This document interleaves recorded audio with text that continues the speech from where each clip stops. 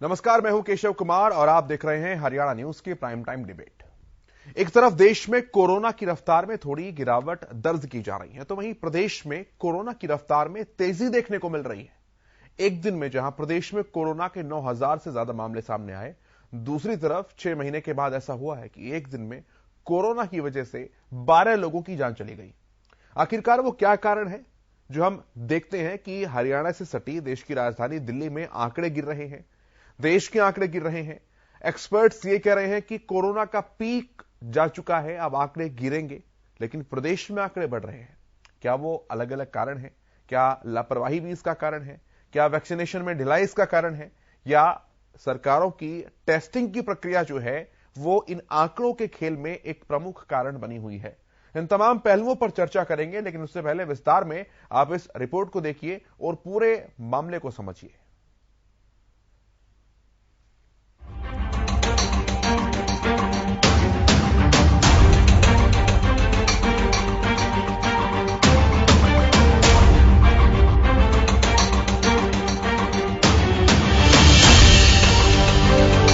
हरियाणा में कोरोना की रफ्तार बेलगाम, सरकारी उपाय नहीं आ रहे का। एक दिन में 12 लोगों की गई जान। कोरोना का कब होगा किस्सा खत्म।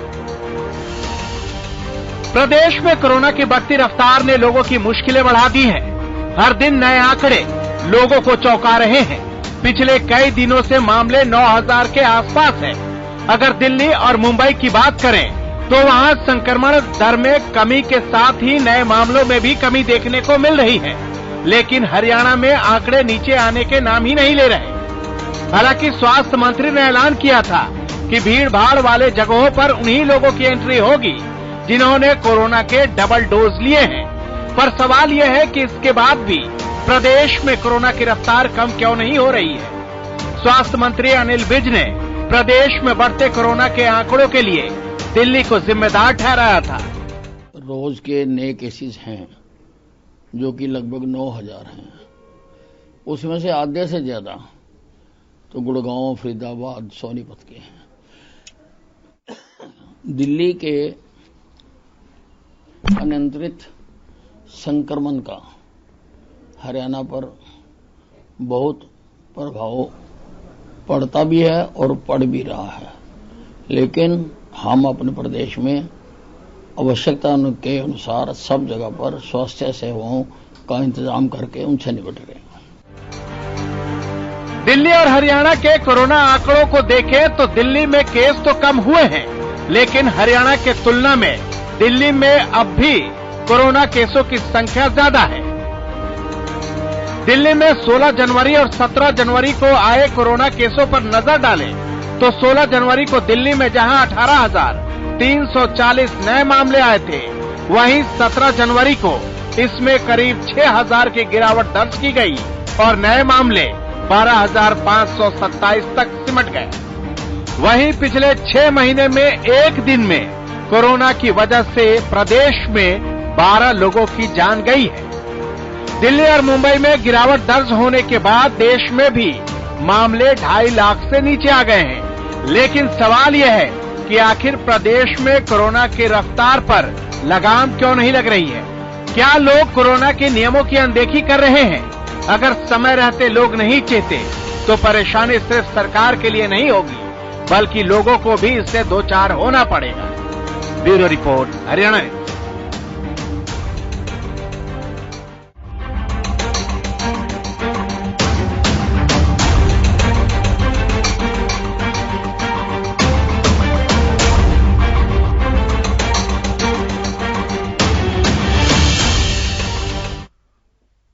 बच्चों की वैक्सीनेशन ड्राइव और इन तमाम पहलुओं को लेकर हमारे संवाददाता रवि कालीरमन ने प्रदेश के शिक्षा मंत्री कंवरपाल गुर्जर से खास बातचीत की है। एक बार वो पहले आपको सुनवाते हैं। पूरे देश और प्रदेश में कोरोना की वैक्सीन की डोज लगाई जा रही है और ऐसे में 15 से 18 साल के स्कूली बच्चों को भी कोविड की वैक्सीनेशन दी जा रही है। तो ऐसे में बात करने के लिए मेरे साथ शिक्षा मंत्री कंवरपाल गुर्जर साहब हैं। सर, क्या स्थिति है स्कूलों में 15 से 18 साल के जो बच्चे हैं उनको वैक्सीन दी जा रही है? देखिए, इन बच्चों में जबरदस्त उत्साह है और जिस प्रकार से वो स्वयं अपनी प्रेरणा से ही जिस प्रकार से स्कूल में आके वैक्सीन ले रहे हैं, ये बहुत ही अच्छा है। और इस थोड़े से ही टाइम में 18 तारीख तक 51% से ज्यादा बच्चे जो हैं वैक्सीनेट हो चुके हैं। 3,34,839 बच्चों को वैक्सीन लग चुकी है और उसके बाद और बच्चों को भी लगी। और मैं समझता हूँ कि बहुत ही जल्दी इसको हम पूरा कर लेंगे। शिक्षकों को भी वैक्सीन लगाई जा रही थी। लगभग 16,000 से ज्यादा शिक्षक ऐसे बताए जा रहे हैं जिन्होंने अपनी पहली डोज नहीं ली। कैसे देखते हैं इस पूरे मामले को, क्योंकि गैर जिम्मेदाराना व्यवहार जो है वो टीचरों का लगता है आपको? हाँ, बिल्कुल, ये व्यवहार जो है बड़ा चिंताजनक है। उनको इस प्रकार का व्यवहार नहीं करना चाहिए। टीचर जो है वो लोगों के लिए उदाहरण है। एक लोग उससे प्रेरणा लेते हैं, तो उसे को आगे बढ़ के सबसे पहले वैक्सीनेट होना चाहिए था। तो मैं समझता हूं जब जैसे कोर्ट का निर्णय भी आया कि किसी को हम जबरदस्ती तो नहीं वैक्सीन लगा सकते, तो वो तो नहीं कर सकते, लेकिन मैं समझता हूं कि अपने आप ही अपनी स्वयं की प्रेरणा से उनको वैक्सीनेट होना चाहिए था। एक सर 26 तारीख तक स्कूलों की छुट्टियां कर रखी हैं, उसके बाद स्कूल खोलने का क्या नजरिया दिख रहा है आपको? किस प्रकार से जो कोरोना की जो लहर है, तीसरी वेव है, 9 से 10,000 प्रतिदिन मामले आ रहे हैं, तो क्या लगता है कि कब तक स्कूल खोले जा सकते हैं? देखिए, आज मेरे लिए एक सुखद बात है कि आज के जो समाचार पत्र हैं उन्होंने जिस प्रकार की खबर दी कि कोरोना के पेशेंट की संख्या घटनी शुरू हो गई है, तो मेरे लिए तो बहुत ही सुखद है। वैसे तो पूरे देश के लिए, सबके लिए सुखद है कि घटनी शुरू हुई। और अगर इसी प्रकार से घटती रही तो निश्चित तौर से 26 जनवरी को तो खैर नहीं मैं कह सकता, लेकिन आने वाले थोड़े टाइम के बाद हम स्कूल खोलने पर विचार करेंगे अगर परिस्थितियां ठीक रही तो। शुक्रिया सर बातचीत करने के लिए। तो ये थे शिक्षा मंत्री कंवरपाल गुर्जर, जिनका साफ तौर पे कहना है कि अगर कोरोना की स्थिति कम होती है, कोरोना कम होता है, तो जल्द से जल्द जो स्कूल खोलने का प्रयास किया जाएगा। कैमरामैन राजेश के साथ मैं रवि कालीरमन, हरियाणा न्यूज, चंडीगढ़। तो बात करते हैं इन तमाम पहलुओं पर। जो पैनल मेरे साथ जुड़ा है उनका परिचय मैं सबसे पहले आपसे करा दूं। Doctor Neha Gupta, health expert, मेरे साथ हैं। रंजीता मेहता जी, भारतीय जनता पार्टी की प्रवक्ता, हमारे साथ हैं। मनदीप बिश्नोई जी, जेजेपी के प्रवक्ता, हमारे साथ हैं। और खाली चेहलका जी, कांग्रेस के प्रवक्ता, हमारे साथ हैं। आप सभी का बहुत स्वागत है। Doctor Neha Gupta, political points पर मैं बात करूं, लेकिन उससे पहले मैं आपके पास आना चाहूंगा। क्या कुछ वो फैक्टर्स हैं जो आप मान रही हैं कि पीक जब धीरे धीरे कम हो रहा है, नेशनल और दिल्ली कैपिटल दोनों के फिगर्स डाउन आ रहे हैं, तो ऐसा क्या हुआ कि हरियाणा में आंकड़ा एकदम से उछाल मार रहा है? एक दिन में 12 लोगों की जान चली गई। देखिए, पहले तो हमें ये देखना होगा कि प्रदेश में कुछ केसेस बढ़ रहे हैं, तो जबकि दिल्ली एनसीआर या मुंबई में केसेस कम हो रहे हैं। तो ये ऐसा ही होता है, जब भी इन्फेक्शन होता है तो ये कहाँ से आ रहा है? बेसिकली इंटरनेशनल ट्रैवल से पहले इंडिया में आता है। तो इंडिया में मेजॉरिटी जो पहले जो मेजर सिटीज हैं, आपकी मेट्रो सिटीज में इन्फेक्शन होता है, फिर वहां पे जो लोग हैं वो ट्रैवल करके कहीं और जाते हैं, तो फिर वहां पे इन्फेक्शन होता है। तो पहले भी वेव में हमने देखा कि दिल्ली में जो भी पीक आई थी या जो वेव आई थी वो मुंबई से थोड़ा सा लैग कर रही थी। इसी तरीके से इस बार भी यही पैटर्न हमें को देखने को मिला है कि पहले मुंबई में पीक आई, फिर उसके बाद में दिल्ली में आई।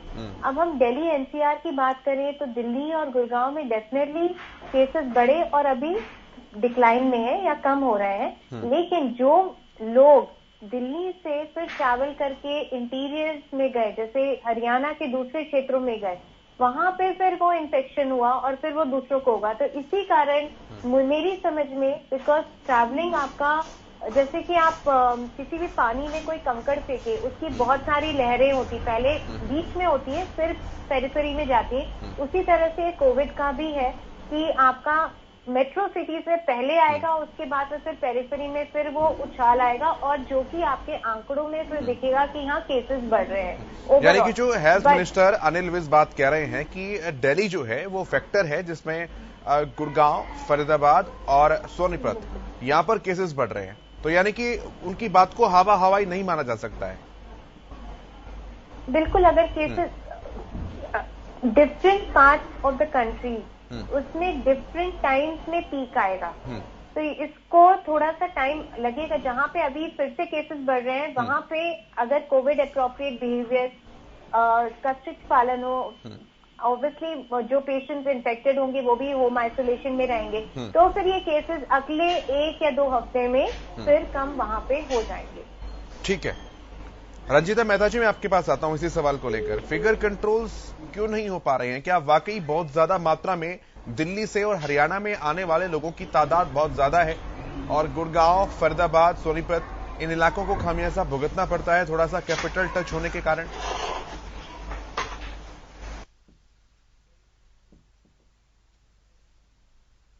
साउंड नहीं पहुंच पा रहा रंजीता जी तक।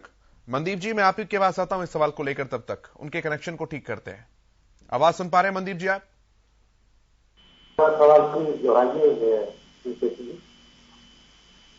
जी, मेरा सवाल है सर, फिगर्स कंट्रोल क्यों नहीं हो पा रहे हैं? केशव जी, जिस प्रकार से अभी डॉक्टर नेहा गुप्ता ने बताया, मेरे ख्याल से उन्होंने जो बातें बताई थी वो बिल्कुल धरातल के अनुसार और जो स्थिति के अनुसार, जो भौगोलिक स्थिति के अनुसार और जो कोविड फैल रहा है उसके अनुसार से मेडिकल एक्सपर्ट के तौर पर जो बातें वो बता सकती थी, वो हमने से ज्यादा बेहतर तरीके से उन्होंने बता भी सकती थी और बताया भी है। और जहां तक मैं कोविड के फैलने का कारण मानता हूं, और ये तीसरा साल है जब कोविड लगातार फैल रहा है, जब ये फैलता है तो पीक में फैलता है और जब ये घटना स्टार्ट हो जाता है तो एक दौर के बाद ये घट भी जाता है। और निश्चित तौर पर सरकार अपनी तरफ से पूरा प्रयास कर रही है कि कोविड नियमों का पालन हो, कोविड को जनता जागरूक स्वयं हो, क्योंकि देखिए पहला सुख निरोगी काया, और उसको केवल और केवल व्यक्ति स्वयं अपने आप को इससे बचाव रख सकता है। बहुत जगह हमें रोड पर चलते हैं कि रोड पर चलते हुए सावधानी में ही बचाव है, तो कोविड के अंदर मैं तो इस चैनल के माध्यम से भी प्रदेशवासियों से, शहरवासियों से, जहां भी ये कोविड ज्यादा फैल रहा है या अभी तक नहीं फैलना शुरू हुआ है, वहां पर भी वो लोग एहतियात बरतें, अपने आप को बचाएं। अगर हम अपने आप को बचाएंगे तभी हम अपने परिवार को बचा पाएंगे, अपने जिले को, अपने शहर को, अपने प्रदेश को और अपने राष्ट्र को बचा पाएंगे। इस वक्त अपने आप को एक जागरूक और जिम्मेदार नागरिक होने के नाते प्रत्येक व्यक्ति को इसमें अपना सहयोग करना चाहिए। सरकार अपनी तरफ से जो वैक्सीनेशन का ड्राइव है वो चला रही है, कोविड के नियमों को पालना नहीं, ठीक है विष्णु साहब, आपके सारे पॉइंट्स एडमिट करते हैं सर, आपके सारे पॉइंट्स मैं एक्सेप्ट कर रहा हूं सर। निश्चित तौर पर जो जन जागरूकता है वो बहुत बड़ा फैक्टर है इस चीज के लिए, लेकिन अगर स्वास्थ्य मंत्री ये बात कह रहे हैं कि भाई प्रदेश में गुड़गांव, फरीदाबाद और सोनीपत इन तीनों जगह 50% से ज्यादा, टोटल फिगर्स का 50% से ज्यादा इन 3 शहरों से सामने आ रहा है, और वो इसलिए क्योंकि दिल्ली से टच करते हुए शहर है। तो जब समस्या पता है, उसका समाधान पता है, तो सर करने में कहां परेशानी है? रोक लगा दीजिए थोड़े दिनों के लिए। देखिए बिल्कुल, अगर हम, क्योंकि हमने पहले भी दौर देखे हैं, अगर कंप्लीट अगर कोई क्लोज कर देंगे तो देखिए हमें इसके साथ बहुत से एक्सपर्ट ये बताते हैं कि हमें अब कोविड के साथ जीना पड़ेगा सावधानी पूर्वक। तो कहीं ना कहीं दिल्ली एक बहुत बड़ा जो कैपिटल है हमारे देश का, वहां से लोगों की आवाजाही है, उस पर पूर्ण विराम तो लग नहीं सकता, लेकिन जो जा रहे हैं और जो वहां से डेली ट्रेवल कर रहे हैं, उन लोगों को कहीं ना कहीं अपने आप को जो कोविड नियम है, मास्क लगाए, सैनिटाइजर का मतलब लोग करें, निश्चित तौर पर इससे रुकावट भी मिलेगी, रोकथाम भी मिलेगी।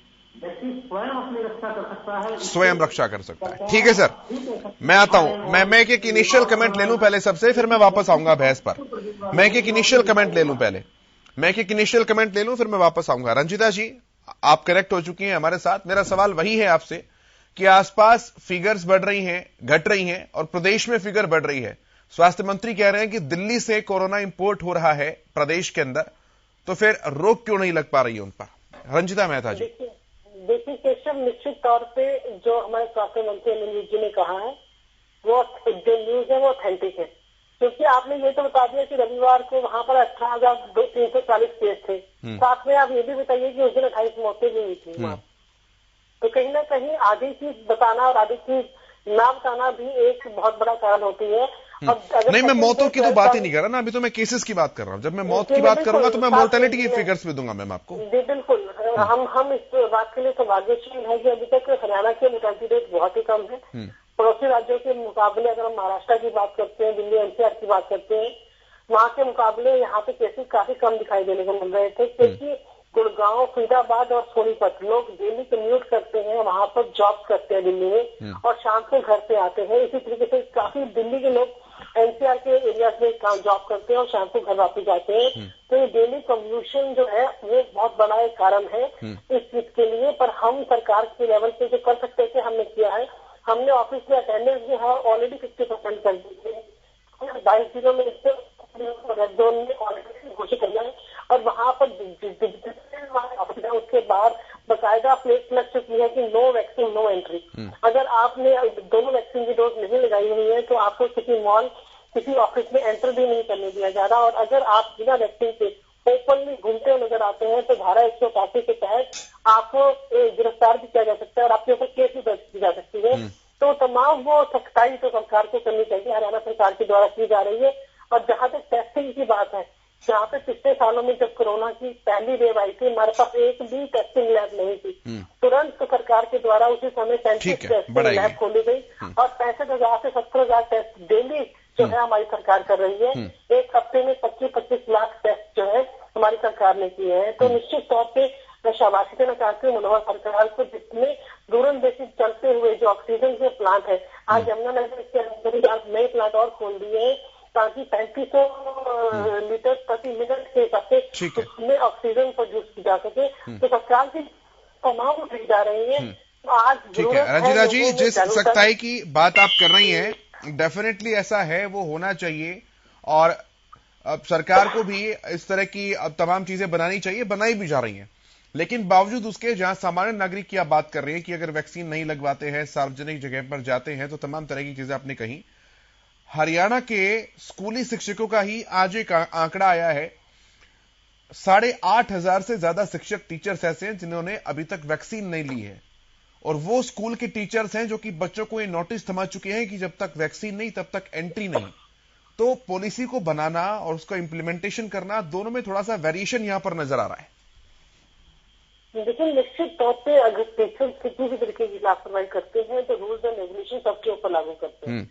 आज अगर टीचर्स भी खुद ही जो एक बच्चों के लिए मैं कहते हैं एक प्रेरणा स्रोत होते हैं, अगर वो खुद किसी प्रकार की लापरवाही करते हैं और कल को हम बच्चों से एक्सपेक्ट करते हैं तो वो नहीं की जा सकती। जैसे कि हमारे स्वास्थ्य मंत्री जी ने कहा कि जिन बच्चों ने अब स्कूल आना शुरू किया है 51% बच्चों को ऑलरेडी वैक्सीन लग गई है। इतनी तेजी से हम बच्चों को घरों पे वैक्सीन नहीं लगा सकते जितनी तेजी से स्कूलों में लग गई है।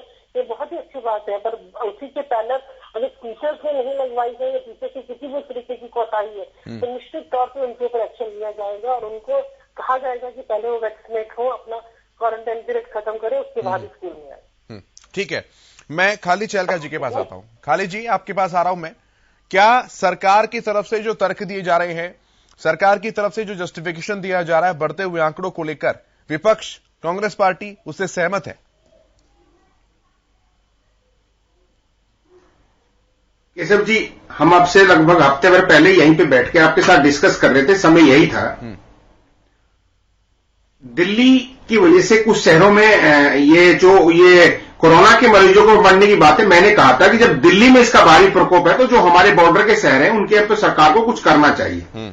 लेकिन सरकार के जो प्रवक्ता थे, भाजपा के प्रवक्ता थे, उनको ये बात अच्छी नहीं लगी। जब हमने गुड़गांव की बात करी तो हमें अंबाला का और पंचकुला का ऑक्सीजन सेंटर बताने लगे और पंचकुला के हॉस्पिटल गिनवाने लगे। और सरकार हमेशा क्या करती रही केशव जी, सरकार के प्रवक्ता क्या करते रहे कि जो इस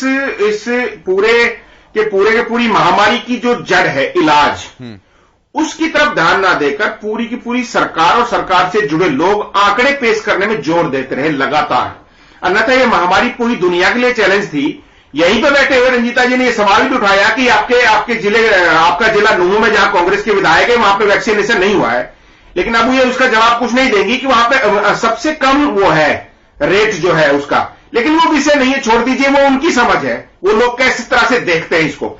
लेकिन हमारा मानना यह है कि सरकार पे जब जिम्मेवारी की बात आई, सरकार ने प्रतिबंध बढ़ाए, लोगों को घरों में बंद करने की कोशिश की, लोगों के रोजगार ठप करने की कोशिश की, लोगों को प्रतिबंधित किया, लोगों को जुर्माने लगाए।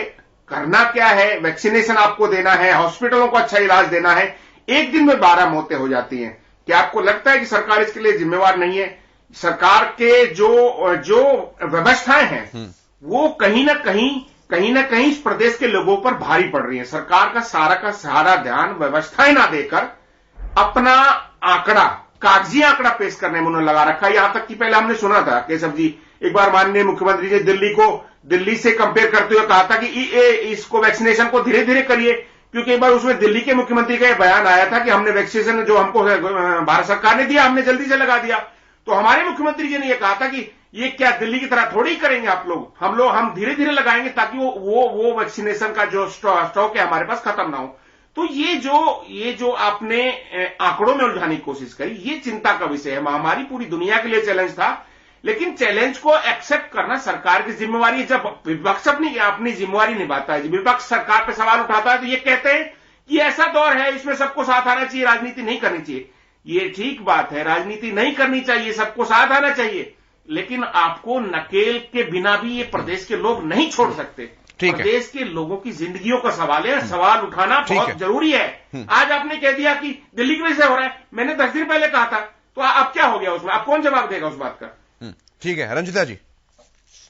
मुझे ताज्जुब होता है खालिद साहब की बातें सुनकर कि अगर मेवात और नूह के एरिया के लिए मैंने सवाल उठाया था कि वहां पर वैक्सीनेशन की दर 30 to 31% है, तो क्या मैंने आंकड़े गलत दिए थे, या ये मेरा कहना गलत था कि वहां के जो विधायक है कांग्रेस पार्टी की काफी खुद के आंकड़ों पे तो आपका जोर है, ये समस्या है ना रंजिता जी। ये समस्या है भाजपा की, और भाजपा रंजिता जी ये समस्या है कि आपका सारा ध्यान आंकड़ों के ऊपर है। ये इस प्रदेश का दुर्भाग्य है। सुझाव है तो बताइए, जरूरत क्या है वो आप देखिए, प्रदेश को जरूरत क्या है अब ये देखिए कि प्रदेश को जरूरत क्या है। टोकने के नाम पर टोकना, अब खाली से अगर आप बीच में बोलेंगे तो आपकी बारी ये कुछ नहीं है, ये सब बात, इन बातों में कुछ दम नहीं, इन बातों में दम नहीं है।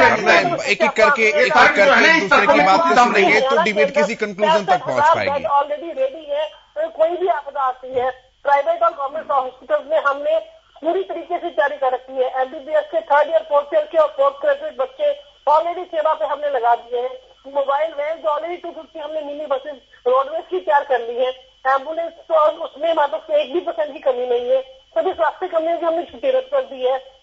डीजीपीज ने ऑलरेडी एनजीओ को बात करनी शुरू कर दी और डीजीपीज ने सभी एसपीएस की मीटिंग ले ली है ताकि किसी से भी कोई भी एक्स्ट्रा चार्ज ना लिया जाए। मैंने पिछली बार भी आंकड़े गिनाए सर, ये कहा था कि ठीक है रंजिता जी, लोगों की टीम ऑलरेडी हमारी विलेजेस में ठीक है रंजिता जी, एक सवाल, एक छोटा सा सवाल है, एक छोटा सा सवाल है, और इस सवाल को आप उंगली उठाना या क्वेश्चनिंग की फॉर्मेट में ना समझें, केवल एक डिस्कशन हम लोग कर रहे हैं। मैं डॉक्टर नेहा गुप्ता से भी डिस्कस करूंगा आपके बाद इस पॉइंट को। हम किसी दूसरे राज्य के साथ या किसी दूसरी राजधानी के साथ कंपेयर कर ही नहीं रहे हैं। तकरीबन 15, 20, 25 दिन पहले मैं जब टेलीविजन पर बैठकर फिगर पढ़ता था, अपने दर्शकों को बताता था कि प्रदेश का रिकवरी रेट 98.65% है। एक संतोषजनक आंकड़ा था मैम। अभी आज जब मैंने ये हेडलाइन पढ़ी है तो उसमें मैंने 92.45% बोला है। ये 6% की गिरावट अपने ही प्रदेश के अंदर आनी, अगर पूरा मेडिकल अपरेटस अपने पास है तो क्या ये चिंता की बात नहीं है, सोचने की बात नहीं है रंजिता जी? देखिए बिल्कुल चिंता की बात है। मैंने पिछली बार भी डिबेट से कहा था और इस वक्त फिर से कह रही हूँ कि अगर आपको थोड़ी सी भी तकलीफ है तो इमीडिएटली हमारे पास आइए। जनरली लोग क्या कर रहे हैं कि घर पे ही ट्रीटमेंट लेने की कोशिश करते हैं और जब उनकी हालात वेंटिलेटर की होती है तब वो हॉस्पिटल में शिफ्ट होते हैं। मैंने आपको पहले भी कहा था कि उससे पहले सीपैप, बीपैप तो जब 2-3 स्टेजेस होती है, अगर तुरंत आप हमारे पास पहले आ जाए तो आप उन्हीं से ठीक हो सकते हैं। प्रॉब्लम ये आती है कि लास्ट मोमेंट पे आप एडमिशन लेते हैं, तब तक इन्फेक्शन सारी बॉडी में फैल चुका होता है, जिसकी वजह से वो वेंटिलेट हाई होता है। तो आपको बार बार सरकार की तरफ से हिदायत है कि अगर आपको हल्का सा खांसी जुकाम भी है तो इमीडिएटली अपना टेस्ट कराइए। उसको छुपाने की बात नहीं है, ये अपना इलाज कराने की बात है। जनता जनार्दन इस डर से कि हमारी मोबिलिटी रुक जाएगी, हमें बाहर जाने से रोक दिया जाएगा, हमें क्वारंटाइन होना पड़ेगा, तो कहीं ना कहीं सेल्फ मेडिकेशन करके घर पे ही इलाज करने की कोशिश करती है। नहीं रंजिता जी ठीक बात है, लेकिन आप रिकवरी रेट कैलकुलेट कैसे करती हैं मैम? आपके पास जो मरीज आता है जब वो बीमार होता है और आपके पास मरीज जब आता है वो ठीक हो चुका होता है, यानी कि रिकवरी रेट और एक्टिव रेट जब आपके पास होते हैं तो उन दोनों के हिसाब से मिलते हैं ना। तो यहां पर ये वाला लॉजिक तो खत्म हो जाता है कि मरीज आ ही नहीं रहा है भाई, जो आ रहा है उसी के अकॉर्डिंग रिकवरी रेट कम है। लेट आ रहा है। मैं आपको ये कहना चाहती हूँ कि मरीज जो आ रहा है वो अपनी पहले 2 स्टेजेस जो सीपैप और बीपैप से ठीक हो सकते हैं, उसको पार करने के बाद हॉस्पिटल में पहुंचते हैं। इसलिए रिकवरी रेट कम हो रहा है आपको लगता है? जिसकी वजह से रिकवरी रेट में कमी आई है, जिसकी वजह से एक दिन में हमारे ठीक है। मैं नेहा जी से चाहती हूँ कि अवेयरनेस की जरूरत है। ठीक है, आपको हल्का सा भी हाँ। तो आप इमीडिएटली अपना टेस्ट करवाइए, और अगर वाकई आपको कोरोना है तो इमीडिएटली आपकी मेडिसिन शुरू होनी चाहिए। हाँ, ठीक है। मैं नेहा जी से एक बार इस पॉइंट के ऊपर देखता हूं, बात करता हूं। नेहा जी, रंजीता जी कह रही हैं कि प्रदेश सरकार ने पूरा मेडिकल अपरेटस जो है वो रिफ्रेश किया है और बहुत अच्छे तरीके से सब कुछ एस्टेब्लिश किया है, अब स्थापित है। लेकिन मैं एक फिगर गिना रहा हूं जिसमें महीने भर के दौरान ही हरियाणा के ही रिकवरी रेट में अप्रोक्सीमेटली 6% का डिक्लाइन देखने को मिला है, 6% की गिरावट देखने को मिली है। ये किस कारण से है, हम आपसे समझना चाहेंगे। नेहा जी। देखिए, ये एग्जैक्टली बताना मुश्किल है कि रिकवरी रेट क्यों कम हुआ है, क्योंकि मेजॉरिटी ऑफ द पेशेंट्स जो भी हैं वो होम आइसोलेशन में रिकवर हो रहे हैं। अगर मान लीजिए ये इन्फेक्शन उन पेशेंट्स को हो रहा है, हाँ, ये हो सकता है कि जैसे इन्फेक्शन हुई है उसके बाद में जब वो पेशेंट सिक होते हैं तो एकदम से ही डेथ नहीं होती है, वो टाइम लगता है उसको, मतलब पहले पेशेंट्स क्रिटिकल होते हैं, आईसीयू में रहते हैं और उसके बाद में फिर अनफॉर्चुनेटली मृत्यु होती है। तो इसमें ये थोड़ा सा जो लैग फेस है between infection and then the mortality, वो शायद आंकड़ों में ये दर्शा रहा है। ठीक है, यानी जो रंजीता जी बात कह रही हैं, ये भी मैं आपसे वेरीफाई करना चाहूंगा कि हॉस्पिटल्स के अंदर पूरा मेडिकल अपरेटस जो है वो एकदम अच्छे तरीके से काम कर रहा है। क्या वो सैटिस्फैक्टरी सिचुएशन में है अगर आज की तारीख में देखते हैं? नेहा गुप्ता जी। जी, मैं बिल्कुल ये कहना चाहूंगी कि हर हॉस्पिटल अपनी तरफ से पूरी कोशिश कर रहा है कि बेस्ट पॉसिबल सर्विसेज दी जाए, बेड अवेलेबिलिटी की, भले ही वो कोई भी प्राइवेट हॉस्पिटल हो, फोर्टिस या और मेदांता, मतलब मैं अभी फिलहाल फोर्टिस मेमोरियल रिसर्च इंस्टीट्यूट से इन्फेक्शियस डिजीजेज स्पेशलिस्ट हूँ, तो मैं वहां का डेफिनेटली बता सकती हूँ कि मतलब from the administration point of view, availability of bed, availability of medicine, ये सब, एंड मतलब ऑल्दो स्टाफ की भी कमी हो जाती है बिकॉज कोविड से संक्रमण के कारण, बट फिर भी जो अवेलेबिलिटी है ऑफ मेडिकेशन, बेड, वो सब पूरी पर्याप्त है। पर्याप्त है, ठीक है। खालिद भाई, जब मेडिकल अपरेटस ठीक ठाक है प्रदेश का, आंकड़े अब ठीक है, कभी घटते हैं कभी बढ़ते हैं, केवल हरियाणा की बात नहीं है, देश में भी इस तरीके से अप डाउन चलते रहते हैं साइकिलिंग, तो फिर इतना शोर शराबा किस बात का है सर? देखिए, नहीं केशव जी, शोर का मसला नहीं है। जब आपको पता है, सरकार को पता है कि सरकार ये कह रही है कि दिल्ली की वजह से हरियाणा के आंकड़े बढ़ रहे हैं, या दिल्ली की वजह से हरियाणा में कोरोना का जो केसेस हैं वो बढ़ रहे हैं। तो आप सरकार से सवाल बनता है कि आपने फरीदाबाद, गुड़गांव, सोनीपत, एनसीआर के चारों तरफ जो जिले हैं हरियाणा के, उसमें ऐसा क्या ना किया? आपने कोई नए टेम्परेरी हॉस्पिटल बनाए क्या? आपने कोई ऑक्सीजन की व्यवस्था की क्या? आपको बताना चाहता हूं कि अभी नेहा जी कह तो रही हैं सर, जो है वही पर्याप्त है ना। अभी तो बहुत देर से अस्पताल हैं, जब तक उनकी ऑक्यूपेंसी 100 नहीं हो पाएगी तब तक क्या फायदा दूसरे अस्पताल बनाने का? कीड़े निकालने की आदत है, क्या करेगा? केशव जी, लोगों की जन भावना आज क्या हो गई है, जो हमारे लिए बहुत दुखदाई है, और सरकार के लिए, सरकार के ऊपर प्रश्न चिन्ह है। आप किसी इस तरह के मरीज से आप बात करो, या गांव में इन जनरली आप बात करेंगे हरियाणा में कि आप इसको तुरंत अस्पताल ले जाइए, तो अस्पतालों को लोगों क्या कहने लगे हैं? लोग ये कहने लगे, अरे नहीं भाई, अस्पताल में तो बहुत बुरा हाल है, बहुत बुरा हाल है। ये अविश्वास पैदा कहां से हुआ? ये अविश्वास पैदा हुआ सरकार के मिसमैनेजमेंट की वजह से।